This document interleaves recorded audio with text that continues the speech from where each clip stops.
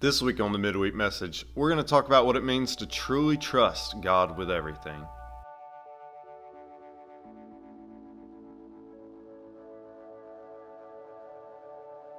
Hey everyone, welcome to the Midweek Message, your midweek encouragement to help you grow in your relationship with the Lord.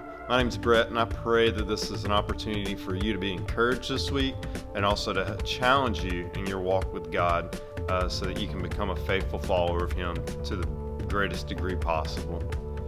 Now, last week we looked at what it means to trust God with everything, and we talked about, what we as humans often equate that to mean. But maybe they kind of fall short in some areas. So this week we're going to look at what it really means, what it truly means to trust God with everything. And the first way that we really truly trust God with everything is that we trust that God knows more than we do. We trust that God knows more than we do. Now, in one sense, that's like, well, of course He does. He's God, right? But in a greater sense, we have to trust that His wisdom is greater than our wisdom, that His plans are greater than our plans. And so when things don't go the way that we personally like them to, we trust and say, you know what, God, I know your plan's better than mine. I know that while I don't completely understand right now, and maybe I won't understand for a while, I know that your plan is greater than mine. Trusting that God knows more than you is far more than just this mental acknowledgement of the fact. It's living in a way that shows it. And so that means whenever we're at work, whenever we're at school, and maybe we're a bit confused on what's happening, we trust and say, you know what, God, you know why I'm here. You know why you've placed me in this predicament. I trust, God, that you know better than me. It also comes down to when we have to make decisions about life, critical life decisions. We can say, God, I trust that your plan's better than mine. I trust that you have an idea of what my life should look like that's far better than my idea. And so I'm going to trust you, God. We say, God, I feel this calling on my heart to go do something. Perhaps He's calling you to be on mission for Him. Perhaps He's calling you to witness to a coworker about what God's done in your life. And you don't really understand it. Maybe it makes you really uncomfortable. But you say, God, I'm just going to trust that you know better than I do. So we have to trust that God knows more than we do. In Proverbs chapter 3, verses 5 through 6, the writer says, trust in the Lord with all your heart, and do not lean on your own understanding. In all your ways acknowledge Him, and He will make straight your paths. When we put our trust that God knows better than we do, that means we say, God, you know what? I'm going to place my trust in you, and I'm not going to trust my own ideas, my own preconceived notions, and my own wisdom. I'm going to say, God, I'm all yours. I want to trust that your plans are better than mine, your ways are better than mine, your wisdom's better than mine, and whatever you say goes. Trust that God knows more than we do. The second way is to trust that God will provide for you. Now, for some of our more avid watchers, you might be thinking, now, whoa, hold up a minute, Brett. You said this last week and you said it fell short.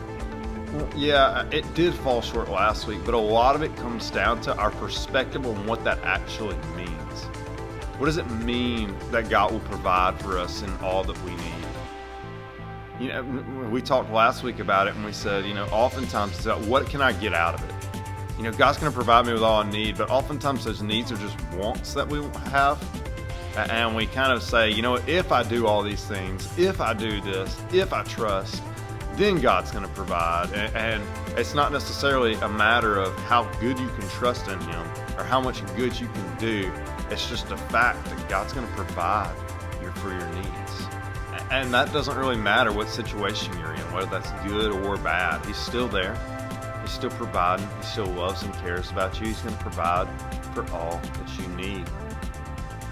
And that's not necessarily exclusively financially. That's what we always think about whenever we think about how God will provide for our needs. Maybe we've hit a tough month financially, and we say God's going to provide. He'll bring in the money I need to get through this month, to pay my rent, to provide food for my family. And it's not necessarily that's not true, but we don't want to limit it to just that, because God can provide you with other things that you need as well. Maybe you're just struggling with depression, and God just provides you with the mental health help that you need.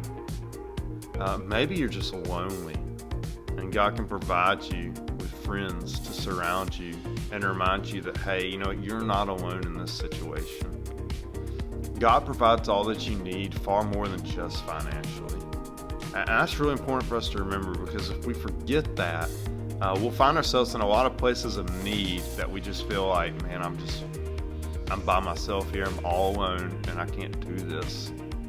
Don't ever forget that God will provide for you in those situations as well. Not because you're some superstar Christian that's got it all together, but because He loves and cares about you and wants what's best for you. God, more than anything, wants us to be fully satisfied in Him. That's why He says, I'll provide for your needs, because He wants you to find your full satisfaction in Him. Where you say, you know what, I trust that God will provide what I need. Not that, my job's going to provide it. Not that I'm just comfortable with my lifestyle and I know it's already there. We trust, hey, God, you are the provider for me. You are the reason for all these things.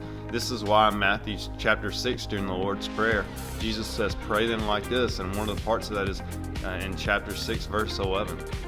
Give us this day our daily bread. God, Jesus wants to remind us that every single day we live, we should be relying on God for the things that we need in life.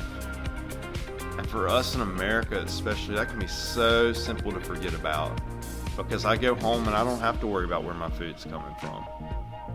I go home and I don't have to worry about if my power's going to be on, if I'm going to have clean air to breathe when I walk outside. But we have to remember, even if those things may be assumed by us, that doesn't give us a right to forget who the one is that's provided those things for us. So each and every day, go to God and trust Him and say, God, I trust that you're going to provide for what I need this day. You're going to provide me with the help I need, financially, spiritually, emotionally, everything. And those both come together with the third point. If we really want to trust God with all of our heart, we trust God with everything, we've got to be willing to write God a blank check. Now, that's scary. That's scary to say, God, here's my life. Take it and use it how you will. God, here's a blank check. Fill it out for however much you need from me. Take all of me, God. I trust that you're going to provide for me, for all the things I need. And I trust that you know more than me. And so when those things combine, if we really grasp those things, giving God that blank check, it's just the only thing we can do, because He knows better than me, and He's going to provide for me. The scary part of that is we don't really know where God will bring us with that blank check, do we? For some of you, He's calling you to be the most godly mother, father, child that you can be.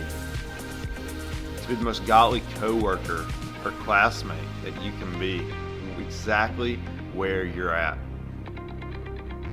For others, maybe God's calling you to go somewhere else, to go across the world to share the gospel with people, to go to places no one else has been, to go to areas that are dangerous and difficult to get to.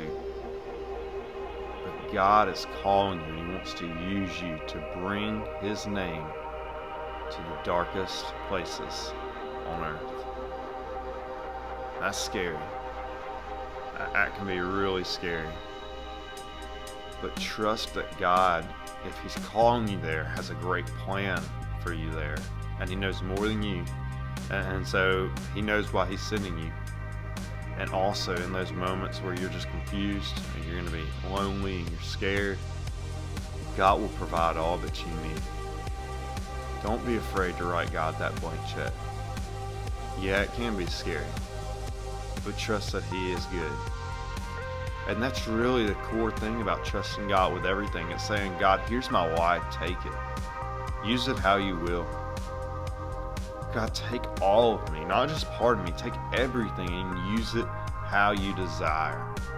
When you do that, that shows true trust that God's in control of all aspects of your life.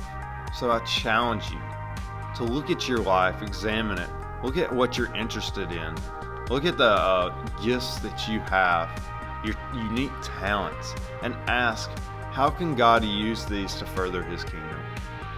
How can I use the things that God has blessed me with and the interest that He's given to me to further His kingdom? How can I trust God with everything in my life by using the talents He's provided me with, the interests He's provided me with, the abilities He's provided me with, and the finances He's provided me with, to go and spread His name to the ends of the earth? Don't let your trust in God just be some abstract idea. Let it be concrete.